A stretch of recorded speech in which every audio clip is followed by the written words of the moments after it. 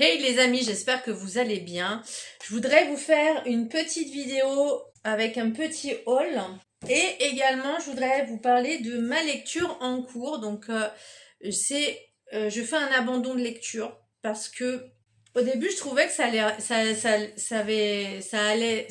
allait être bien, ça avait l'air pas mal, mais j'ai l'impression de me retrouver un petit peu dans un truc de science-fiction un peu à la Big Fish ou l'effet papillon, enfin un truc chelou. Et c'est pas trop mon style de lecture, donc c'est pour moi ça va être un abandon. Voilà, donc je suis un peu déçue. Mais du coup, je savais que de toute façon, il y allait avoir des abandons, donc c'était obligé. Donc ce que je vais faire maintenant, c'est que je vais prendre une autre lecture. C'est dommage. Je me mets sur le... Donc on avait dit, mon challenge de l'été. Donc on recommence sur le menu. Alors on va choisir le menu. Après j'aurais pu choisir Pistacuera à la place, hein, mais bon, j'aime bien laisser faire. Menu 3.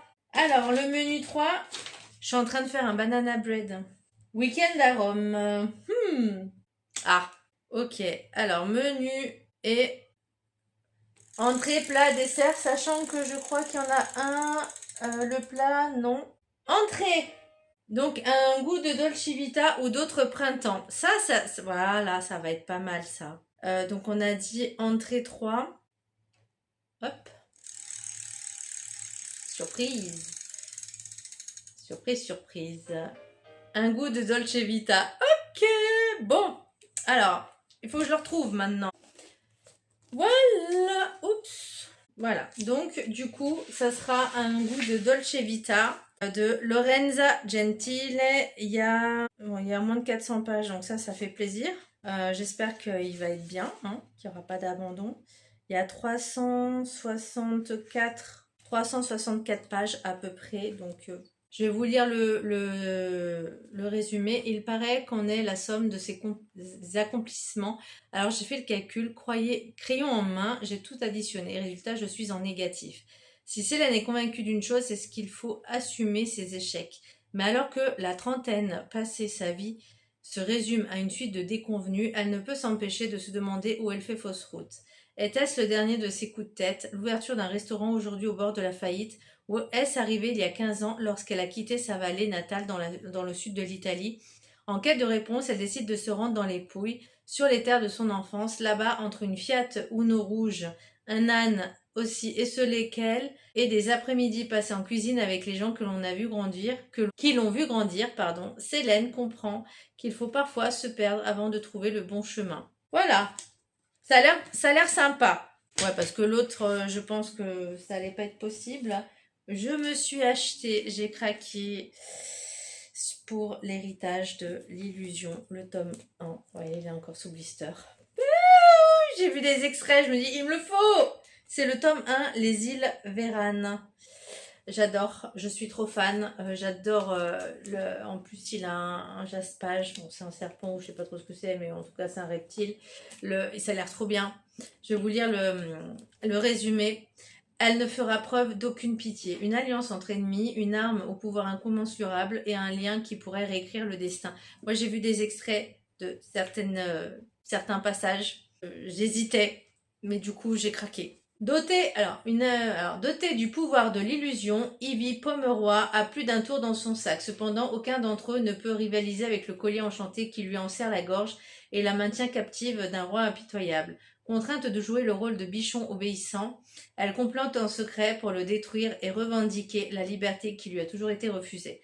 Lorsqu'un mystérieux faucheur arrive en ville avec pour objectif la même arme dont Ivy a besoin, elle doit décider jusqu'où elle est prête à aller pour obtenir sa liberté. Liée à lui par une alliance fragile, Ivy découvre que son compagnon réticent cache bien plus que ce qu'il n'y paraît. Il éveille sa curiosité et attise en elle des désirs dangereux. Et leur nouvelle connexion les mènera-t-elle au triomphe, ou les secrets qu'ils cachent les détruiront-ils de l'un à l'autre? Par-dessus tout, Ivy doit se rappeler qu'elle n'est pas l'animal apprivoisé qu'ils ont dompté. Elle est la bête qu'ils ont laissé entrer. Il y a quand même trois petites flammes, donc des flamèches, donc ouais, c'est un peu torride. Il y a du smut, clairement, hein, voilà, il y a du cul, normal. Ça a l'air, je sais pas, ça a l'air bien. Maintenant, moi je le mettrai plus en automne, là.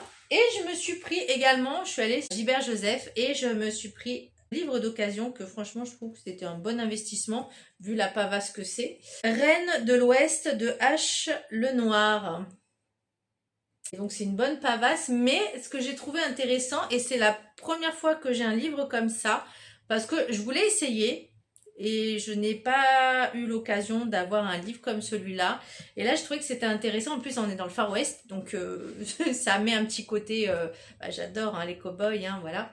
J'adore la country. Donc, Reine de l'Ouest, un western dont vous êtes l'héroïne. Et c'est ça que j'aimerais bien tester, en fait. Tu fais toi-même ta propre histoire comme tu le sens. Donc, c'est un truc qui finit jamais, en fait. Boston 1892. Vous incarnez Miss Jones, une jeune fille de bonne famille, curieuse et large d'esprit. Le mariage, non merci. D'ailleurs, le Grand Ouest et l'indépendance et l'aventure vous attendent.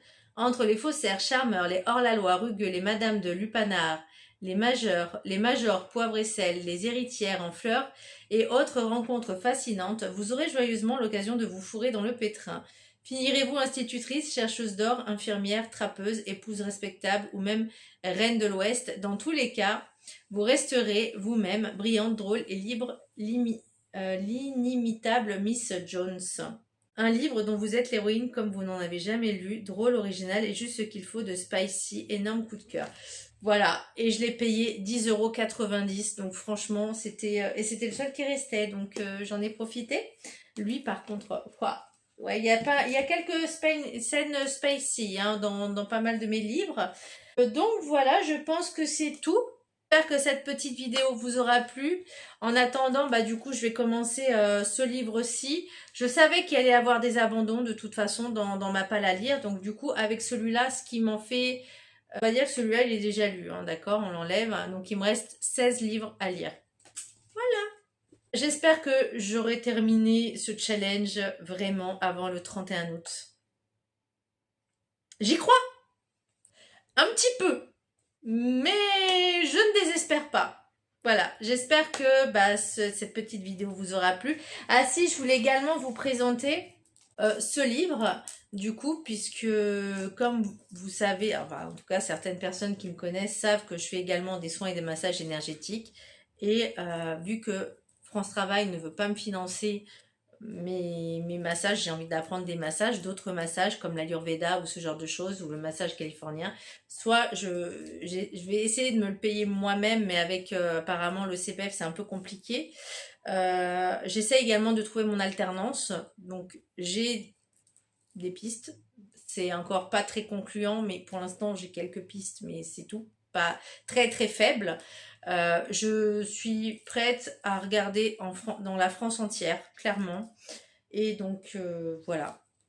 Et en attendant, donc je me suis pris réflexologie plantaire, évacuer les tensions par le massage.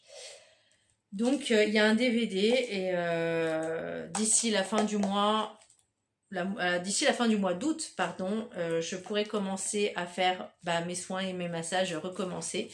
Donc il y a des personnes qui sont intéressées et l'idéal dans ce genre de massage ou le soin Isis que j'ai fait, qu'on m'a initié, je peux me déplacer chez les personnes. Je ne suis pas obligée d'avoir ma table de massage et ça c'est plutôt chouette. Voilà, donc j'espère que cette petite vidéo vous aura plu. N'hésitez pas à vous abonner, à partager, à liker. Je vous fais un gros bisou et je vous dis à très bientôt. Bisous.